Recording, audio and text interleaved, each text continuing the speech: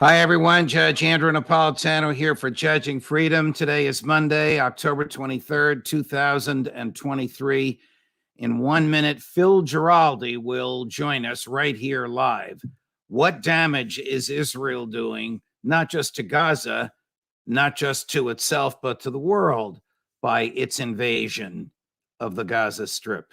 But first, this. There's an organization that still backs Obamacare, gun control, and extreme transgender policies that endanger our kids.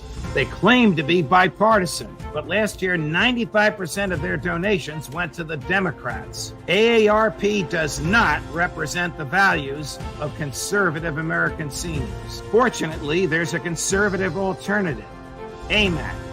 The Association of Mature American Citizens proudly champions Americans' rights to free speech, religious liberty, and the Second Amendment. AMAC defends parents' rights to protect their children and is fighting to restore America's election integrity.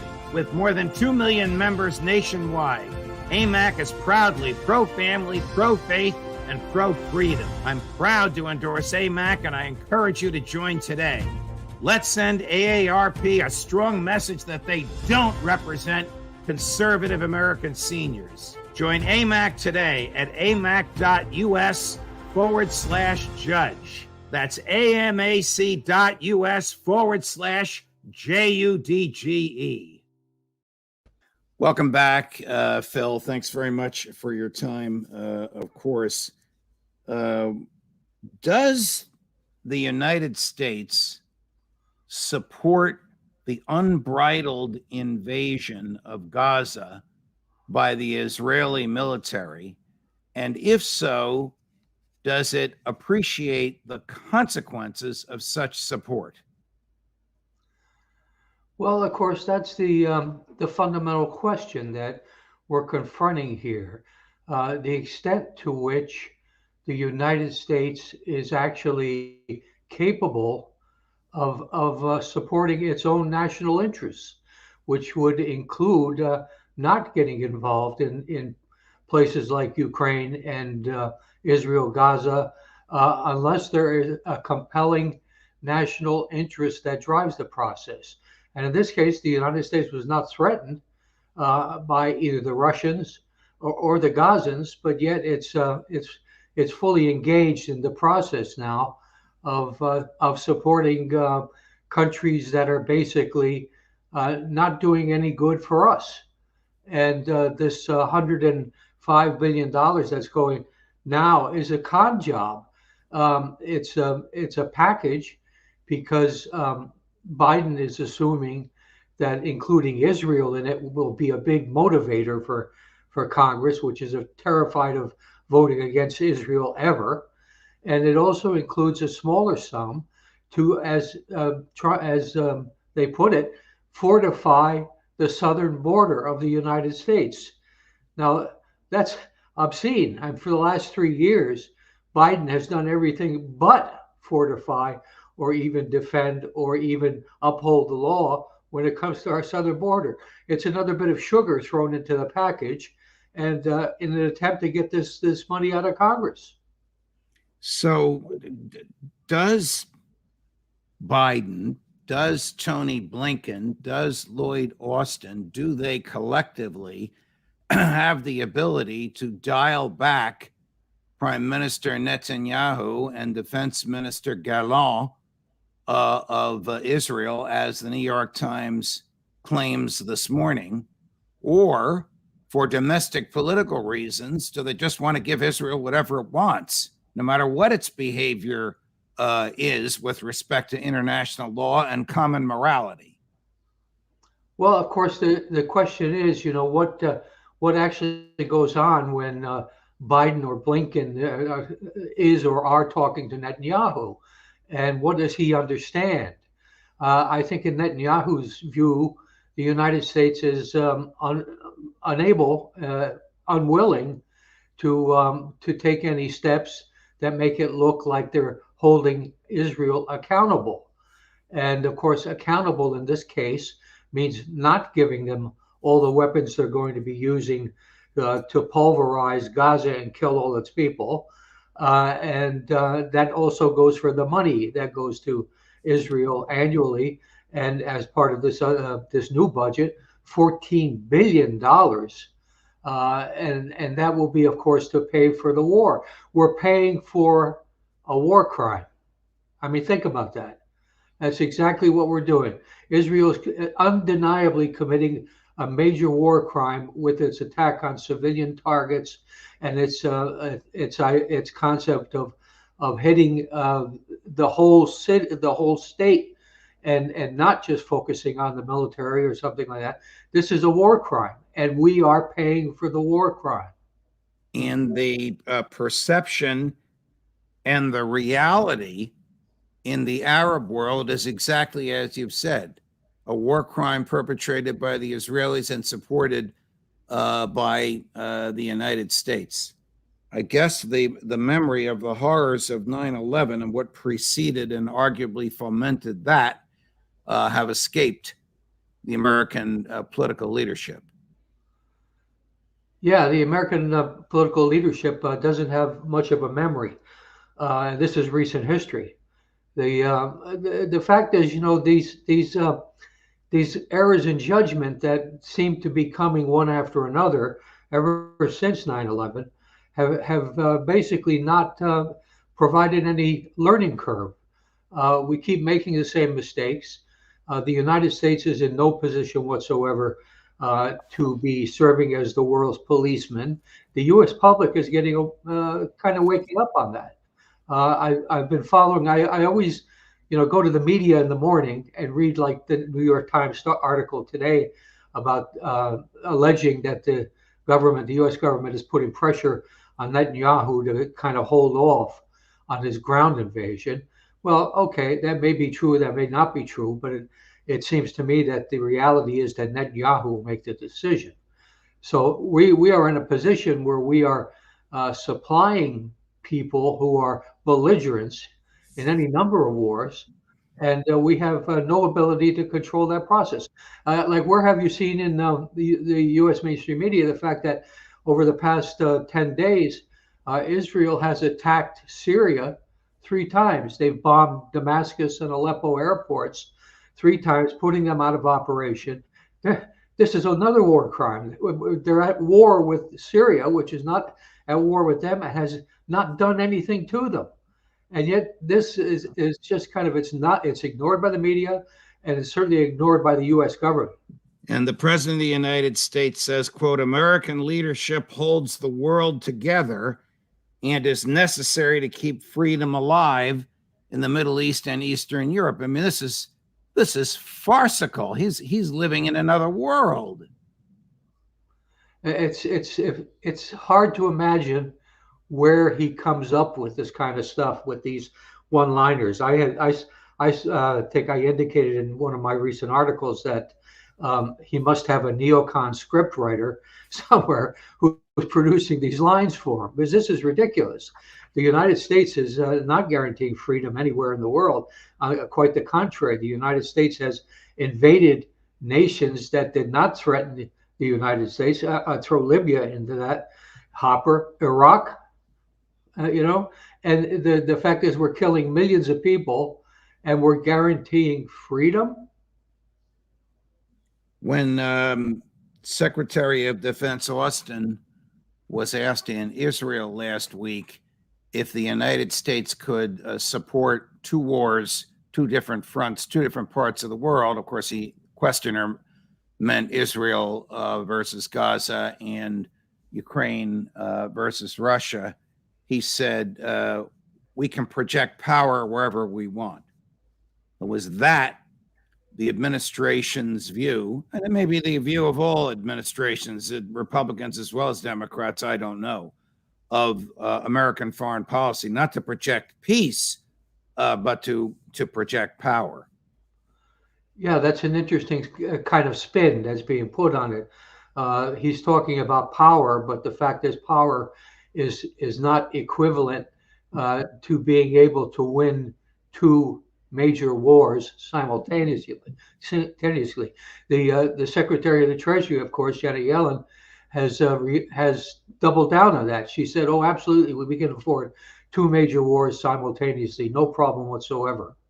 So let me run the clip of Secretary Austin, and then we'll analyze that and what Secretary Yellen said as well.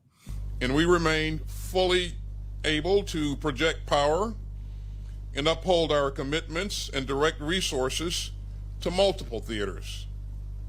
So we will stand with Israel even as we stand with Ukraine. The United States can walk and chew gum at the same time. And U.S. security assistance to Israel will flow in at the speed of war. The United States has Israel's back, and that is not negotiable. Now, that statement is directly defied in today's New York Times, one of the mouthpieces for the administration, which reports that a shipment of 155 millimeter artillery shells, the basic workhorse for all artillery, you know this better than I, has just been diverted from Ukraine to Israel. I didn't even know we had 155 millimeter shells left. I thought we had replaced them with cluster bombs and whatever maybe they found a closet of them somewhere, a warehouse somewhere, but they're going to Israel. They're not going to Ukraine after having been promised and put in the pipeline for Ukraine. So, Mr. Secretary, do you know what you're talking about? Yeah, not only does he not know what he's talking about, I would say that his comment is, this is the first time I've seen the whole thing in full, although it was edited, but it's kind of scary. He is basically sending the message that we are engaged with Israel in this fighting, that we are in this war. And, they've been dancing around these kinds of issues, both in Ukraine and in the Middle East, quite a lot. But the fact is that if you're that much in bed with one of the belligerents in a process, you're part of it. And whatchamacallit, Blinken has been whining lately about the possibility that there will be attacks on U.S. troops in the Middle East. And in fact, there have been 7 attacks over the past week in Syria and in Iraq.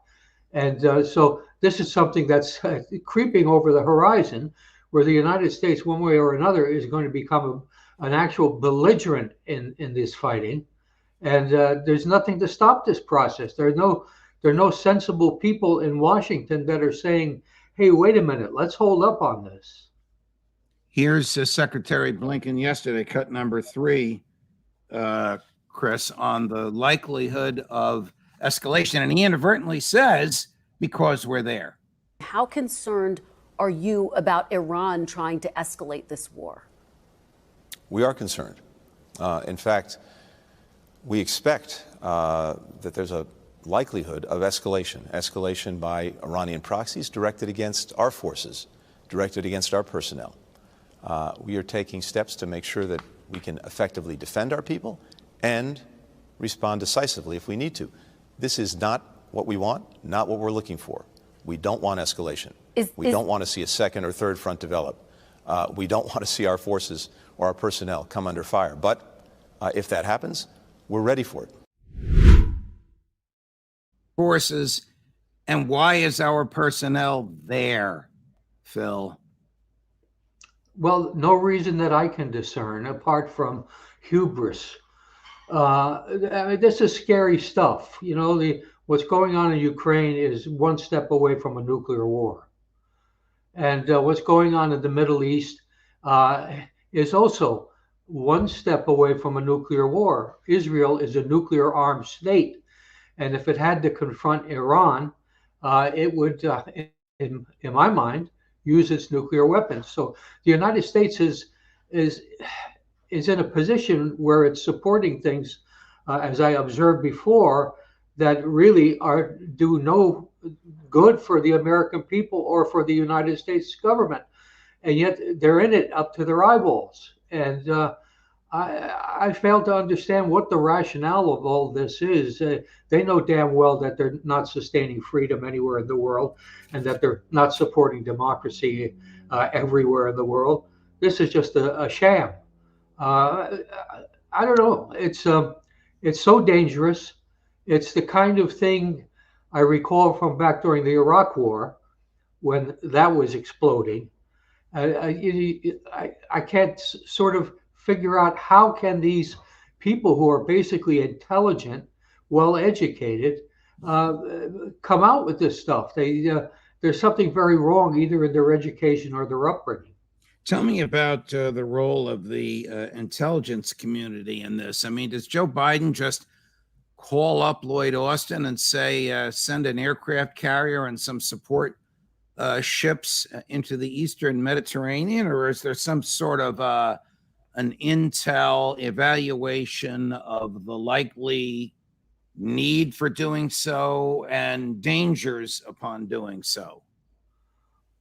Well, I would think that in this case, this is a situation where the president and his closest advisors, whoever they might be at any given moment, make the decision. But you're quite right. The intel agencies are very much involved in the process leading up to that point. They will be drawing up a proposal, and then they will be gaming it, to demonstrate what different directions this could go in, and how would this impact on the situation, and what would the results be. So, but I think in this case, obviously, whoever is doing the intel analysis is quite aware that the White House and the team around the White House is very much interested in an aggressive policy. Is it quaint to say, last time I checked, only Congress can declare war, not Joe Biden? There's been no declaration of war against Russia. There's been no declaration of war against the Palestinian people in Gaza. Why has there been no declaration of war? A, there's no political will for it. B, we've signed treaties saying we can only declare war in the case of an imminent military danger. What imminent military danger do the people of Gaza or the Russian government pose to the United States of America? Yeah, well, that's the point. This is all a fraud. These arguments have no basis, in fact, but you're always going to be able to find in the U.S. government, as complex and big as it is, there are going to be plenty of people who support these kinds of policies, policies of global dominance by the United States. Now, bear in mind that the foreign policies of both political parties are basically underwritten by the neoconservatives. And they're certainly going to do everything and anything to defend Israel.